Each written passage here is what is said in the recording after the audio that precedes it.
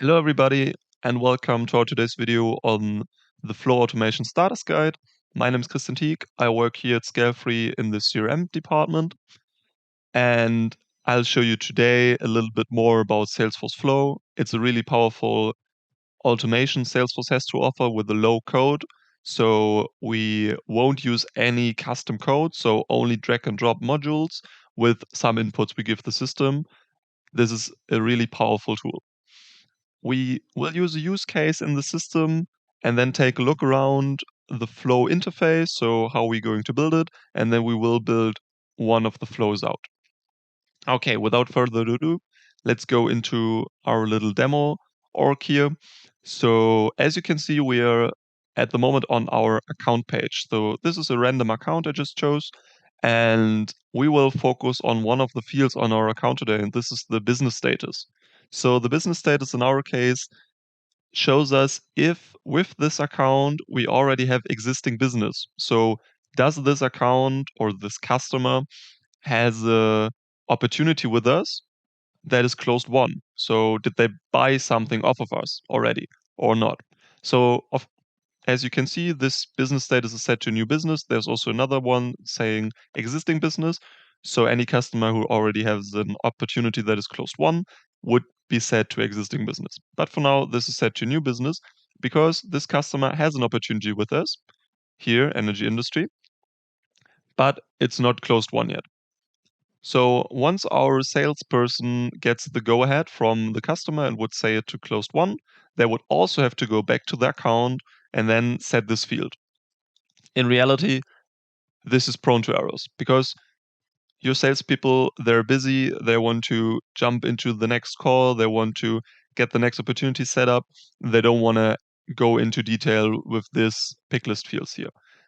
But why would you like to have this information?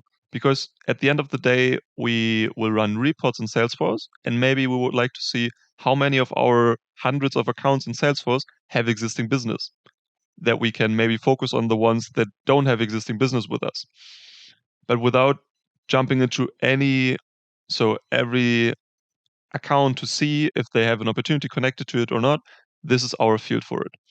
To make it easier for everyone, I'd like to show you today a simple way you can use Flow to automate this. So our process will look like this. Anytime our opportunity is set to close won, we want to update the account that is connected to our opportunity to existing business. And how you can do this, I'll show you today. So we will jump here and set it to flow. And then in the process automation, we will say we want to go into the flow tab. In the flow tab, you can see all your flows that exist in your org. You can see who last modified it. That was me today or yesterday, and when this was last done. And if the flow is active or not, because you can activate and deactivate flows as you like. Okay, let's jump into it and have a new flow setup. We have different kind of triggers we can use in Salesforce. So there are screen flows. Screen flows are guides, so visually guides for the user that you can set up in Salesforce in different ways. If you're interested in something like this, I'll reference a video down below so you can watch it and get a grasp of what screen flows you could use for. We use it mainly to make user processes easier because maybe there are user processes where they have to set up a new opportunity account at the same time with, of course, all your custom fields you need. But for new users, it's really complicated to know which fields to pass where and which inputs you have to put in where. And in a screen flow, you can just set it up for the user. They can have default values, they can have explanations on the fields in more detail. But we don't have to use this today. Then there are schedule triggered flows. Schedule triggered flows are set to a point in time in the future where they have to run. So they can run once, so they will only run once and then never again. They can run daily or they can run weekly. So these are the three stages. Where would you use this? We use this because we get information from outside the system into our Salesforce system. And then once a day, we want to assess that information that comes in from the outside. And yeah, this is why we use a schedule triggered flow, for example. I won't go into any detail to the three down here. We will do that in a later video. What we would like to focus on today is the record triggered flow. The record triggered flow will let you trigger, as it says on a record, anytime it gets created or updated or deleted. How this is done in the flow, I'll show you in a second. So yeah, we will go ahead and create a record triggered flow. And now we are in the flow Kanban or the flow interface. And there's a lot of things to unpack here. I'll go through it a little bit and then set our flow up. And once I do that, you will get to know what the different things are and how you can use them. So in the middle here, there's our starting element, so our starting point.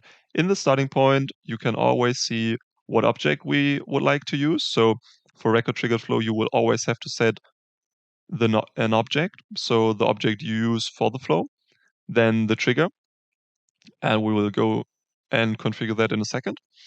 And then down here, you would start to build out your flow. How is this getting done? So you would press on this plus button, and then you see here you have a whole lot of different things you can use. These are all called elements and flows. So this would be an element, this one, and this one. What are elements? So you have different elements that do different things in your system. You have interactions, action, subflow, custom error. Won't go into detail about them today. We will only look a little bit into the logic part. So the logic part is building out what you would like to do with your data that is already in your flow. So assignments can assign data to variables or records. Decisions are simple if statements. So if a certain condition applies, then please go one way. If this condition does not apply, please use the other way. Loops, if you have a record collection, you can loop through this record collection to make changes to it. Transform, it's in the beta phase, so it's not generally available, but you could get source information and then the source information is getting transformed into any other information you want or into any other record. Collection sort, collection filter, you can have a collection that is getting sorted from whatever field you want or filtered to any field you want. More of is the data part. The data part is you can create records, you can update records, get records, and delete records. Is in the background really simply the SOQL queries you can use as well if you're familiar with them. Here it's just made easier for the end user. Okay. But we will have to configure our start element here. It's open on the right side of our screen. So what object do you want to trigger? Of course, we want to trigger once our opportunity is updated. So we say object opportunity. When do we want to trigger this flow? Configure the trigger. Once it's created, created or updated, or deleted. And we want to set it to updated here. Because only when it's updated from any stage to closed one, this is where we would like to update it. So we will set some entry conditions here. What are entry conditions? Entry conditions can be used or should be used in any case, because if we would like to build out the flow like this without any entry conditions, we would run into problems because anytime any record is changed in our system, that is an opportunity, of course, we run into this flow. But this is not what we want. We want only to trigger this flow when our stage is changed from any of the previous stages to closed one. So this is what we are going to tell him. So you can set condition requirements to end. So they both have to be true to any. So any condition has to be true, or a custom logic, of course. And you can use formulas as well. But for today, to make it easy, what we are going to do, we are saying, okay, our stage, and then there are operators here. So we could say our stage is equal to closed one. When it's updated and set to close one, then we want to update the account. The thing is, this would trigger every time once a closed opportunity is updated again.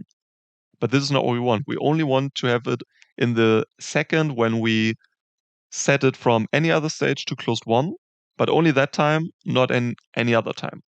So what we are going to do, we say the stage name has also to be changed.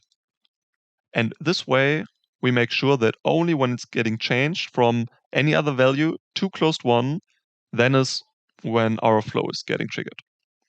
Okay, no more things we have to put in here.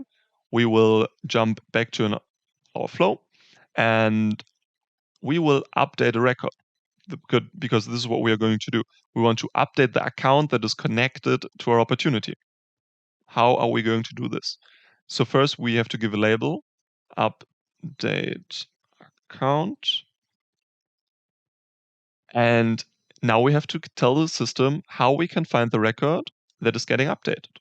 There are a lot of possibilities here. We could use the opportunity that triggered the flow. We could use or update records related to the opportunity, use the IDs and fields in a value that we got into our flow. We don't have any. But what we can do is we want to update records related to the opportunity record that triggered the flow. So our triggered flow, jump into the account, and then we can set fields on the account. Which field do we want to use? We want to use the status. Here you can see our business status, and we want to set it to not new business, but existing business. And this will be all we have to do. So after I set it to this, we can save our flow, say set business status on account once OP1. This flow will trigger when an opportunity will be set to close one and update the business status on the account. Okay, so this is what we are going to do. So once this is done, we only have to press activate. So it's active now, the flow is active, and then jump right back into our opportunity. We will refresh because anytime you build out a flow, just refresh your page you were on before once, so the system gets refreshed as well. Then we close our opportunity, set it to close one, save it, and it's saved now. So let's jump back into our account here and see how it's looking. So we jump into detail and we see that our business status is changed to existing business. So this is exactly what we wanted here. And with this, I'll leave you for today. I thank you so much for watching. I hope you have a great time. And if you want to have any other information on this, please get in contact with us. And if you want to get more details on record triggered flows, screen flows, or schedule triggered flows, please watch our other videos referenced below.